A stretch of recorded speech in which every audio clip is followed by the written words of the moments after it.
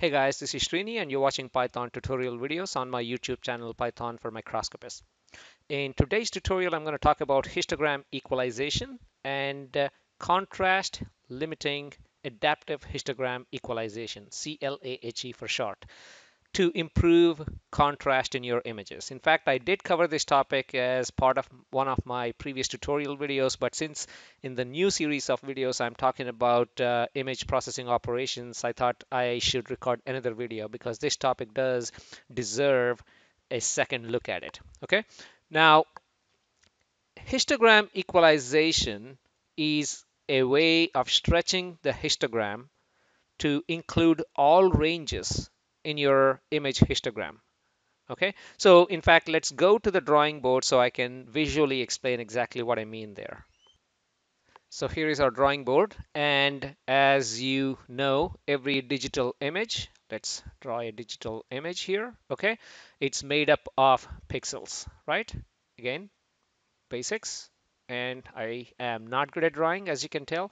And each pixel has a value, well, or a bunch of values, depending on if you're looking at a grayscale image or RGB image. Let's stick with the basics. If it is a grayscale image, if this is a dark pixel, you have a value of 0. If it is a bright pixel, if it's an 8-bit image, you have a value of 255, right? So that's white pixel. So if you plot all of these pixels on a histogram, okay, and in this case, of course, it goes from 0 to 255, yeah?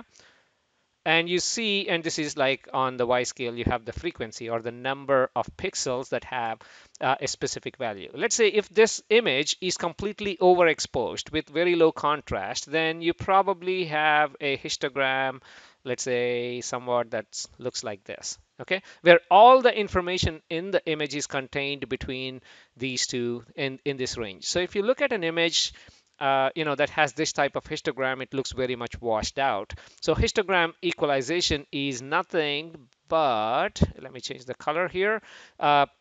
You stretch this so it actually spans all the way from 0 to 255. So it may kind of look like this, okay? So this is, oh, sorry, I went over 255, but yeah, it should end right there. So this is how this histogram equalization basically what it does.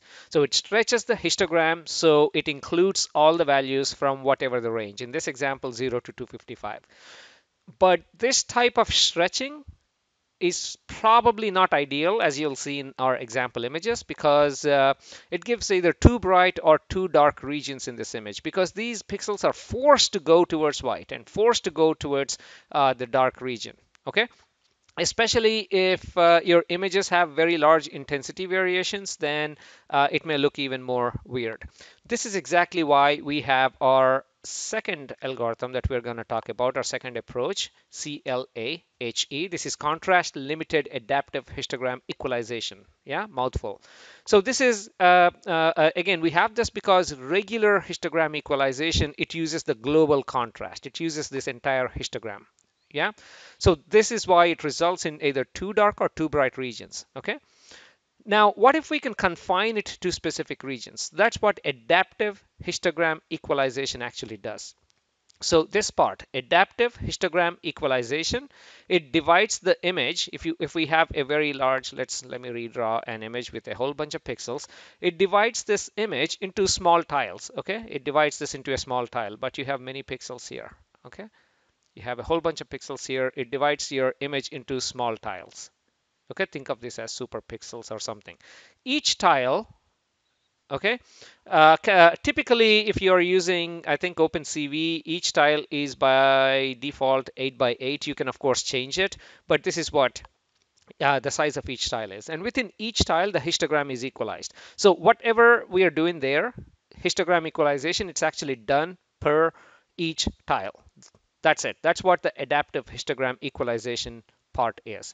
Now, the thing is, if your image has a lot of noise, okay, it gets amplified during this process when you do this. So to limit this, we have contrast limiting. Okay, so the CL, the contrast limiting part, actually is applied to limit the contrast below a specific limit. Okay, so each tile histogram stretching or histogram equalization, and then put a limit on the contrast. That's what CLAHE stands for. Now, you may be thinking, okay, if it's doing per tile, then there may be some kind of issues happening around this border, right? I mean, it may not really match the next tile down here. So to do that, there is a to handle that, I should say, the CLAHE algorithm, CLAHE, it actually performs bilinear interpolation at the edges, okay, at the tile borders. That's it. So now let's actually jump into Python, and then I've actually coded this already, so I don't waste your time and I don't waste my time typing it on the screen, but I'll definitely explain everything line by line. So let me jump into the Spider IDE. Okay, so here we are, and let's increase the size on the console so you can read the output. Okay, so let's start by importing the right libraries. I believe some of these tools are also available in scikit image, but I am going to show you the implementation in OpenCV. So we are importing the right libraries, CV2, scikit image, IO. I'm not sure if we'll be using this. I'm just importing everything that I normally would. Yeah. Now let's actually go ahead and read an image. There you go. I have an image that's labeled, that's called bio low contrast.jpg, and we can actually plt.imshow. Let's go ahead and look at our image and see how the image looks like. I'm reading it as a color. Oh, I should have actually saved this, so give me a second. Okay, let's go ahead and save it. And there you go. So this is a very low contrast image, as you can see. Now let's see if we can make it any better. Okay, so how do we do that? So first, let's convert our image into a different space where we can play with luminosity. So from RGB space, we can actually convert that into a luminosity space. Like for example, lab color space. Again, if you don't know what I'm talking about, let me quickly take a second to explain this. So you have your image in the RGB space, right? So your each pixel is represented by red and green and blue with a value. Again, this is a color image I'm talking about. Yeah. So the problem here is you have intensity information contained in each of these channels, in red, in green, and blue. So anything you do, you have to play with each and one of these channels. Now, once you convert this image into the lab space, which stands for luminosity A and B channels, okay? Uh, a and B contain color information, and again, in one of my previous tutorials, I covered this specific topic, but for now, let's just focus on this L. L contains all the intensity information or luminosity information.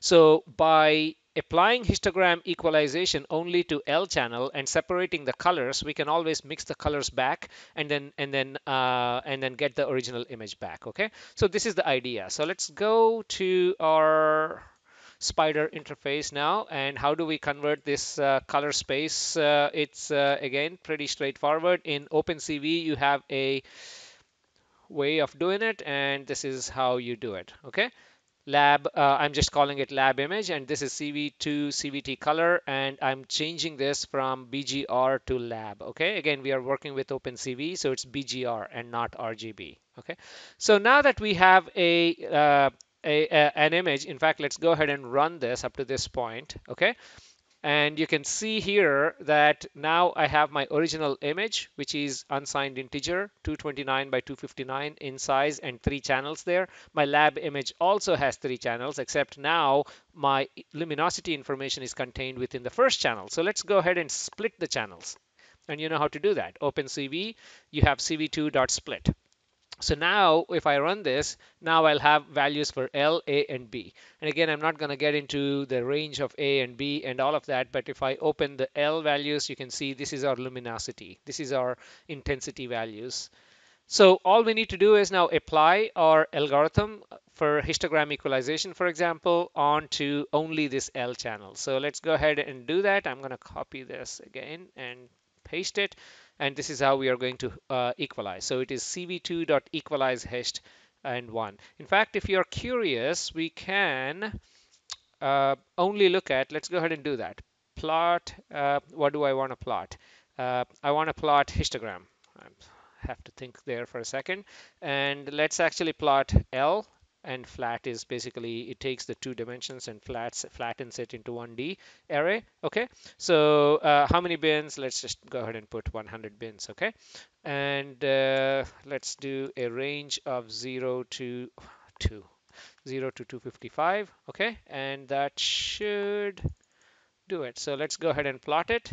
Okay, I did something. Oh, I forgot to put an equal sign right there.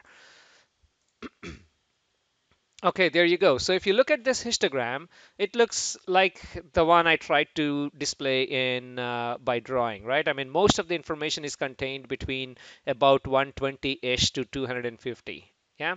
So this is why the image is looking a bit washed out again, right there. So let's actually look at the histogram after histogram equalization. Okay, so let's take that and paste it here and look at equalized EQU, and let's plot this now. So after histogram equalization, what did I do? Oh, I did not run this yet, so it doesn't know what EQU stands for. Okay, now let's go ahead and run this line. Now you should see that the histogram is stretched. There will be some gaps because we are trying to stretch it. This histogram all the way, that was between 120-ish to 250, all the way from 0 to 250. Yeah. Now, if you're curious, again, let's go ahead and have a look at our image. Eventually, I'll plot all of our images so we can actually, compare them. But let's go ahead and look at this image for now. Okay. So again, this is showing up in color. So C map equals to gray. Okay. Uh, so and okay. Did I make a mistake somewhere? Oh yeah, obviously I did make a mistake. American spelling versus British spelling. Okay, let's go ahead and so there you go. So that's your histogram equalized, and hopefully you can see that certain regions are too bright and certain regions are too dark. I mean, this is still slightly better than the image that we had up here, yeah, where everything looked very washed out, but the image here is not that great either. Okay, so this is exactly why we will be trying the contrast limiting adaptive histogram equalization. Okay, so now that we have this, in fact, let's finish this up. Okay, let's actually do a couple other steps, which is now let's take this is only single channel, right? This is only our L channel, so I want to put that L channel back with A and B to recreate the original image. So here I'm going to merge my histogram equalized channel of L with A and B. Okay, so we get our original image back. Now we got our original lab image back, but we need our original image back as our BGR colors. Okay, so one more line to get that image back. Okay, so previously we converted this from BGR to lab. Now I'm converting this image back from lab to BGR. So we're done with histogram equalization over there. Now let's actually, I'm going to copy the entire code from the other screen. Again, that I don't want you to be intimidated. That's why I try to copy and paste one line at a time. But let's actually look at these lines. Again, I'm going to share this on my GitHub page anyway, as usual. So let's look at this. So how do you do contrast limited adaptive histogram equalization? Again, it's available as part of OpenCV. So cv2.create CLAHE. First, you have to create an instance of this, and then you have to apply it on a specific image. Yeah, so here we are doing creating an instance. I'm going to put a clip limit of 3 and grid size of 8 by 8. And the grid size is, again, I explained that the grid size is this size, the tile size over there. Okay, I probably didn't need to mention that because the default grid size in OpenCV is 8 by 8, I believe. And then I'm going to apply it on the L image, right, our luminosity image, and doing pretty much the same thing as we did earlier, which is merging this channel with A and B. So we have our lab image and then convert our lab image back to color image so we can go ahead and save it or view it or plot it or anything. So let's run this entire code now and compare our original image, histogram equalized image, and CLAHE image or contrast limited adaptive histogram equalized image and see which one works better. So let's go ahead and run it. There you go. So here is the original image, here is the equalized image, here is the contrast limited. So I'll probably digitally zoom in during video editing process, but you can clearly see how in the CLAHE image, I keep saying CLAHE because I don't know if we are allowed to say CLAHE. I don't know the terminology that people use out there. So anyway, so here you can see this fine structure. You can see like all the details. They're not washed out. This is an amazing image, as you can see. Yeah. So let's go ahead and apply this on a different image, on a more interesting image. This is a grayscale image. So I'm going to change this to, I thought I had another, let's go ahead and do a retina.jpg. Okay. So let's run it. There you go. This is the original image. Obviously a large image, a big image. And where is my other equalized image? So this is the equalized image. It's tough to put all three side by side, but you can see how this area is too bright, this area is too dark, and in fact if you look at the right hand side, that looks horrible. That got even darker, and then you see something over there. So while histogram equalization is okay, it's not as amazing as or contrast limited histogram equalization. Now you can easily use this image and hopefully segment all the veins out. Yeah, or nerves, I should say. I said veins, but you know what I mean. All these optical nerves out. Hopefully using traditional means or traditional machine learning approaches. So I hope you learned something useful in this tutorial, and please subscribe to my channel. And in the next tutorial, let's cover a different topic, hopefully something related to your work. And please subscribe. Thank you very much.